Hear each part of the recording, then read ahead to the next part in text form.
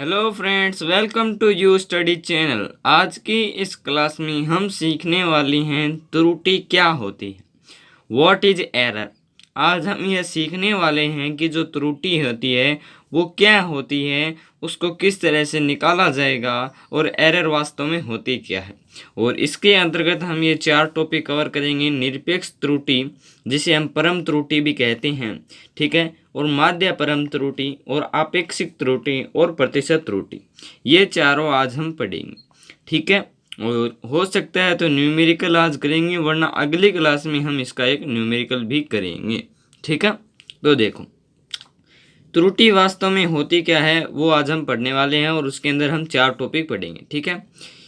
अब देखो, त्रुटि होती क्या है। मान लीजिए हमने एक रेखा ली, ये रेखा, ठीक है। इस रेखा की हमने सीधी अनुमानित लंबाई या प्रायोगिक विधि द्वारा हमने इसकी लंबाई मापी, तो हमारी लंबाई निकली 2.8 सेंटीमीटर, ठीक है। मान लो कुछ हमारी लंबाई इतनी निकली, और अगर हम इसे एकदम ठीक ठीक मापते हैं, एकदम वास्तविक मान, ठीक है ना, एकदम वास्तविक मान, हमने इसकी लंबाई खींची एकदम वास्तविक मान के पूरी की पूरी 3 सेंटीमीटर, ठीक है। और हमने इसका मापन किया किसी अन्य प्रयोग के द्वारा, तो हमें प्राप्त हुई 2.8 सेंटीमीटर। रेखा हमने 3 सेंटीमीटर की खींची थी, लेकिन हमें प्राप्त कितनी हुई, 2.8 सेंटीमीटर। तो इस वास्तविक मान तथा इस प्रायोगिक मान या मापे गए मान के अंदर जो अंतर है ना, 0.2 का, यह 0.2 ही त्रुटि कहलाती है, ठीक है ना।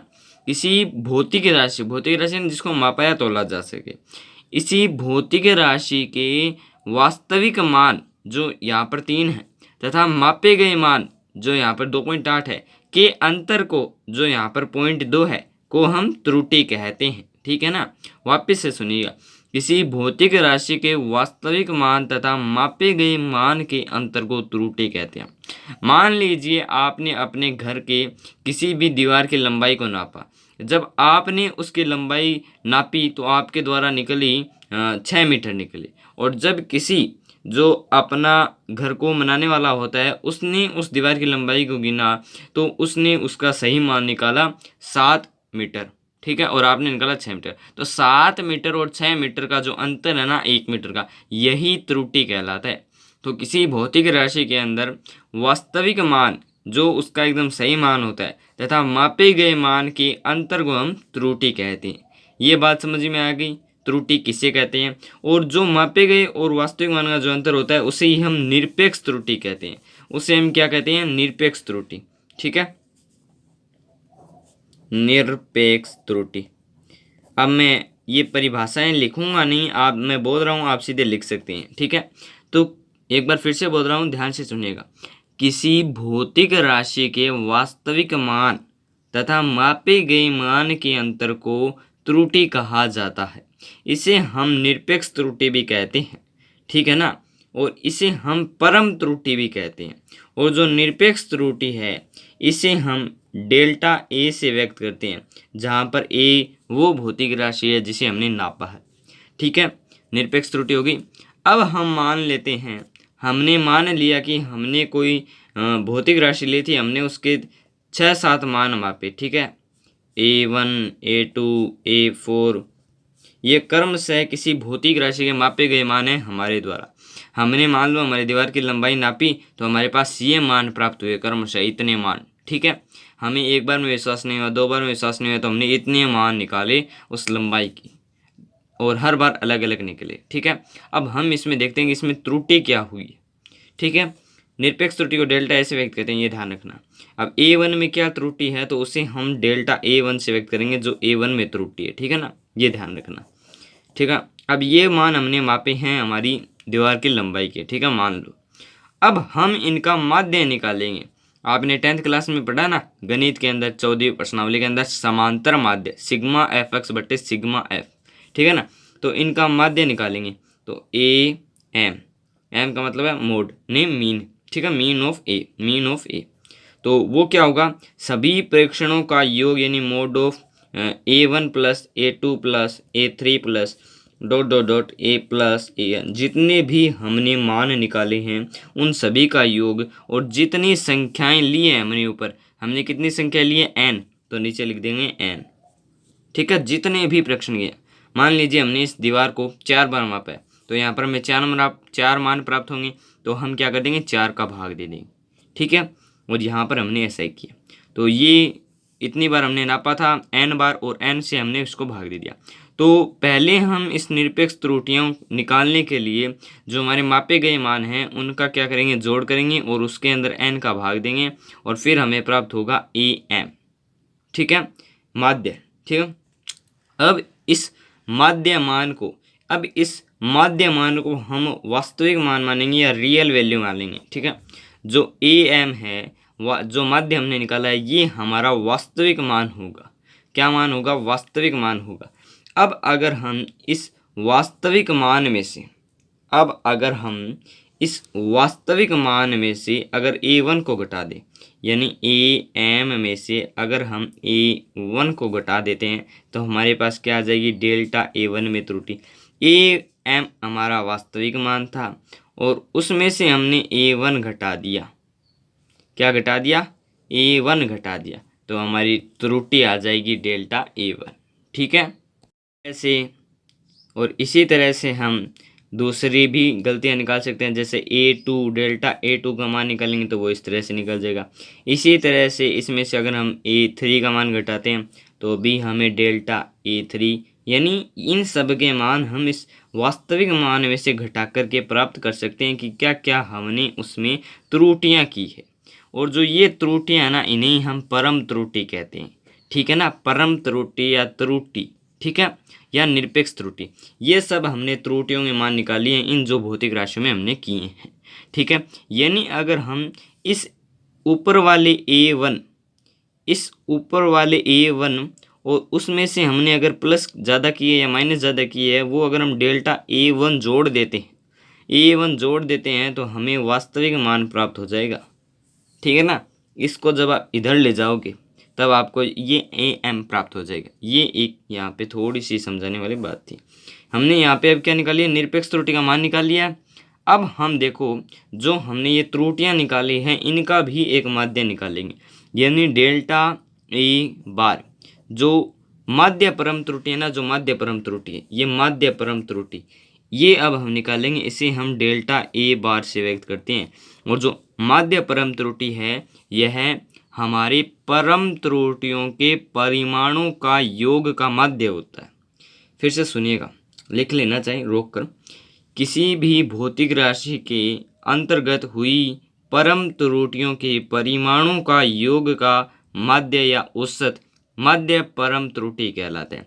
किसी भी भौतिक राशि के मापन में हुई परम त्रुटियों के परिमाणों के योग का औसत या माध्य परम त्रुटि कहलाता है, और इसे हम डेल्टा a बार से व्यक्त करते हैं। ठीक है, अब हम ये डेल्टा a बार निकालेंगे तो हम क्या करेंगे, हम इन सभी राशियों को जोड़ देंगे, जितनी भी हैं हमारे पास, कितनी है, डेल्टा an है, तो हम इन सभी को जोड़ देंगे और बट्टे में n का भाग दे देंगे। तो डेल्टा a1, ये दो लंबवत लाइन है ना, ये मोड है, मोड यानी इसका परिमाण, न केवल दिशा, ओनली परिमाण, plus delta a2 mode of delta a2 plus delta a3 plus mode of delta an। ठीक है, इसके बट्टे में भाग दे देंगे, कितने प्रश्न लिए हैं, n। इससे हमारी ये निकल जाएगी माध्य परम त्रुटि। माध्य परम त्रुटि को हम व्यक्त करते हैं डेल्टा a बार से। ठीक है, अब अगली जो परम त्रुटि है वो है आपेक्षिक त्रुटि। जो आपेक्षिक त्रुटि होती है ना, जो आपेक्षिक त्रुटि, वो इस डेल्टा a बार तथा माध्य, जो हमने माध्य मान निकाला था ना am, इसका अनुपात होता है। ठीक है ना, ये होता है आपेक्षिक त्रुटि। आपेक्षिक त्रुटि, या इसे हम भिन्नात्मक त्रुटि भी कहते हैं। आपेक्षिक त्रुटि या सापेक्ष त्रुटि या भिन्नात्मक त्रुटि। ठीक है, तीनों नाम आप ले सकते हैं। ये माध्य मान हमने निकाला था और ये हमने इन परम त्रुटियों का माध्य मान निकाला है। तो परम त्रुटियों का माध्य मान और मापे गए मानों का जो माध्य मान है उसके अनुपात को, यानी डेल्टा a बार और am को हम अनुपात को हम आपेक्षिक त्रुटि के नाम से जाने जाते हैं। और अगर हम इस मान को 100 से गुणा कर दें, यानी अगर हम आपेक्षिक त्रुटि को प्रतिशत में लाना चाहें तो वो क्या कहलाता है, वो कहलाता है प्रतिशत त्रुटि। ठीक है, यह अंतर होता है आपेक्षिक त्रुटि और प्रतिशत त्रुटि में। अगर हम इस आपेक्षिक त्रुटि को अगर 100 से गुणा कर देते हैं तो हमें प्रतिशत त्रुटि प्राप्त हो जाएगी। ठीक है ना, आपेक्षिक त्रुटि को अगर हम 100 से गुणा कर देते हैं तो हमें प्रतिशत त्रुटि प्राप्त हो जाएगी। ठीक है, तो ये चारों कंसेप्ट मैंने आपको बताने के लिए आज ये क्लास ली थी और ये चारों कंसेप्ट मैंने आपको समझा दिए, निरपेक्ष त्रुटि, माध्यप्रम त्रुटि, आपेक्षिक त्रुटि और प्रतिशत त्रुटि। अब हम करते हैं एक न्यूमेरिकल, क्योंकि हमारे पास टाइम अभी बचा है। तो ये एक न्यूमेरिकल यहाँ पे लिखा हुआ है कि किसी सरल लोलक के दोलन काल के मान निम्न है: 2.63 सेकेंड या 2.63 second, 2.56 second, 2.42 second, 2.71 second, 2.80 second. निरपेक्ष त्रुटि यानी delta A1, delta A2, delta A3। सापेक्ष त्रुटि यानी अपेक्षित त्रुटि delta A bar by AM। और प्रतिशत त्रुटि यानी उसको 100 से गुणा करके हमें तीनों चीज़ें ज्ञात करनी है। तो देखो, निरपेक्ष त्रुटि ज्ञात करने के लिए हम क्या करेंगे, हमें पहले माध्य मान ज्ञात करना होगा। तो हम मान लेते हैं कि ये A1 है, A1 का मान है 2.63, ये A2 है जिसका मान है 2.56 सेकेंड, A3 है 2.42 सेकेंड, A4 है 2.71, A5 है 2.80। इन सभी को जोड़ेंगे, पहले तो जोड़ना पड़ेगा ना, क्योंकि हमें क्या निकालना है, माध्य मान निकालना है। तो माध्य मान इन सभी का योग, और कितनी राशियाँ, 1 2 3 4 5, तो 5। अब हम इनका योग निकाल लेते हैं, फिर इसको यहाँ पे लिख देंगे। तो 6 3 9 9 और 1 10, 2 12, 7 5 12, 4 16, 7 23, 8 31, 2 2 4 2 6 2 8 2 10 और 3 13। सही है ना। 6 9 10 12, 7 5 12, 4 16 और 8 24, 7 31, 3 2 5 2 7 2 9 2 11 2 13। ठीक है, 13.12। इसमें अगर हम 5 का भाग देते हैं, इसमें अगर हम 5 का भाग देते हैं तो हमारा आता है, अब हम 5 का भाग देंगे तो 13 में 5 का भाग जाएगा 2 बार, फिर बच गए 3, 3 को इधर भेजा तो भाग जाएगा 6 बार, फिर 2 बच गए तो भाग जाएगा 2 बार, फिर 4 बार। तो हमारी जो EM का मान आएगा वो आएगा 2.624। अब हम डेल्टा A1 निकाल लेंगे, यानी 2.624 में से जब हम ये A1 निकालें, क्योंकि डेल्टा A1 निकाल रहे हैं ना, तो ये जब घटाएंगे तो 2.63, आगे कुछ नहीं है यानी 0 है। ये जब घटाएंगे तो हमें जो प्राप्त होगा वही डेल्टा A1 का मान होगा, यानी AM minus A1 is equal to delta A1। ठीक है, अब इसमें से ये घटाओ। अब ये मान ज़्यादा है 2630 और ये 2624, तो हम क्या करेंगे, इसमें से ये घटा देंगे। तो 0 में से 4 जाएगा नहीं, इसने हासिल ली, 10 में से 4 गए 6। अब यहाँ पर एक इधर गया तो 262 और 262 सेम हो गया, और इसीलिए माइनस लग जाएगा क्योंकि हमने उल्टा घटाया, तो ये हो जाएगा -0.006। ठीक है ना। क्या किया मैंने इसको ऊपर ले गया और इसको नीचे लिया, फिर माइनस कर दिया और उसके आगे लगा दिया माइनस। ठीक है, इसी तरह से डेल्टा A2 क्या होगा, इसमें से अगर हम इसका मान ये घटा देते हैं 2.624 में से अगर हम 2.560 घटा देते हैं तो हमारे पास डेल्टा A2 का मान आ जाएगा 460 पॉइंट, ये प्लस का 0.064। अब की बार ये नीचे वाला मान बड़ा नहीं था इसलिए हमने सीधे घटा दिया। ठीक है, डेल्टा A3 का मान निकालते हैं। ये क्या मान आ रहे हैं, ये आपको पता है, ये आ रहे हैं निरपेक्ष त्रुटि के मान। किसके मान, निरपेक्ष त्रुटि के मान आ रही हैं, ये 5 मान आएंगे। अब देखो A3 का मान निकालेंगे तो 2.624 में से अगर 2.420 घटा देते तो 4 में से 4, 2 में से 2, 6 में 2 गए 4, तो ये हो गया प्लस का 0.204। इसी तरह से डेल्टा A4 निकालेंगे तो 2.624 में से अगर हम A4 है 2.710, अब देखो ये मान बड़ा आ गया तो हम क्या करेंगे, इसको ऊपर ले जाएंगे और इसको नीचे ले आएंगे, फिर घटा देंगे तो मान आएगा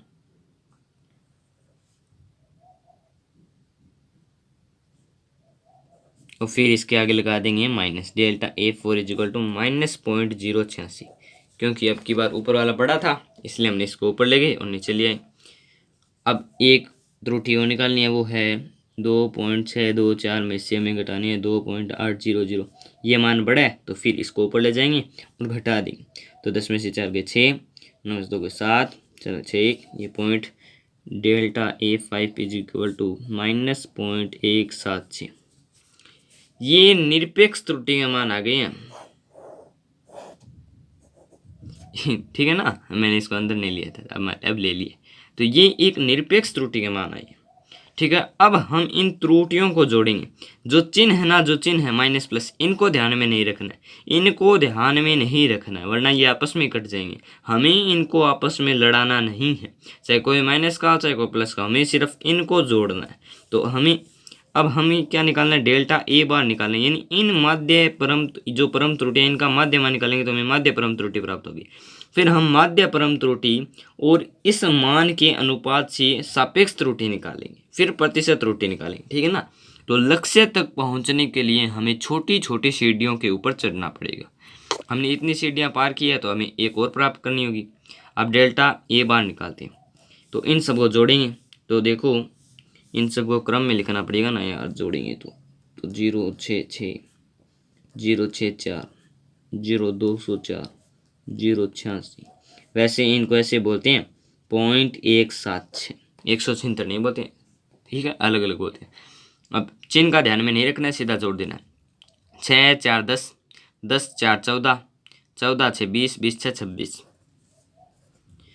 6 2 8, 8 8 16, 16 और 7 23, 2 2 4, 4 1 5, 536 बट्टे कितने मान है 5। अब इसका भाग देंगे तो हमें प्राप्त होगा